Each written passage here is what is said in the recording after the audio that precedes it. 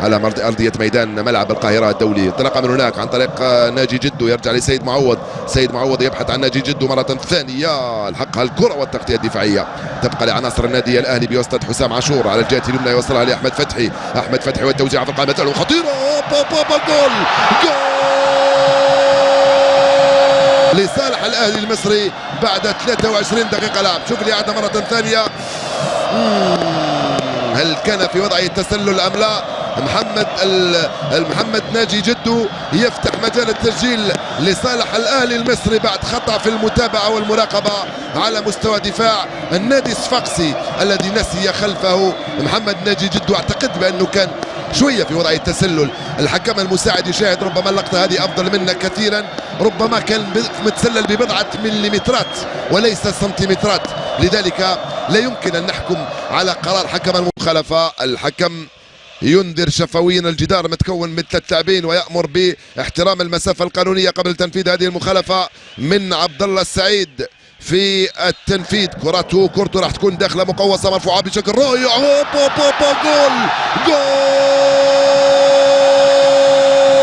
عن طريق الصغير القناص عمرو جمال عليه وهو قادم من بعيد، يسبق الحارس رامي الجريدي ويضيف الهدف الثاني للنادي الاهلي. شوف الاعاده مره ثانيه في القائمه الثانيه، دفاع بقي يتفرج وينتظر ويطالب بوضع التسلل. طبعا صعب الحكم عليها من الزاويه التي شاهدناها، ولكن اللاعب عمرو جمال ببراعه يسمح للنادي الاهلي من تسجيل هدف غالي وثمين.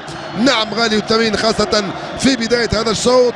تصبح النتيجة 2-0 بعد 10 دقائق لعب للنادي الأهلي أمام النادي الصفاقسي في كأس السوبر لسنة 2013. الأشهر والسنوات القليلة طبعا كان نجم في الفريق الإسماعيلي، لكن لما تأتي تلعب في فريق الأهلي فريق كل النجوم، وبالتالي صعب انك تبقى وتبرز كلاعب تاتي هكذا من خارج النادي الاهلي. كره طويله وصلت مباشره لمسيدان، يراقب الكره بيسرى مسيدان، جول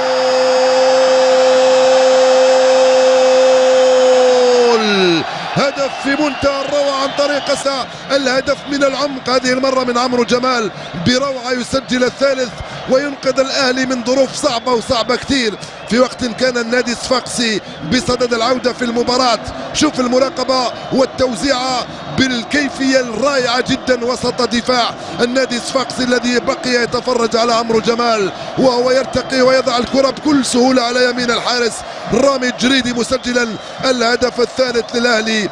3 أهداف مقابل هدف واحد. صارت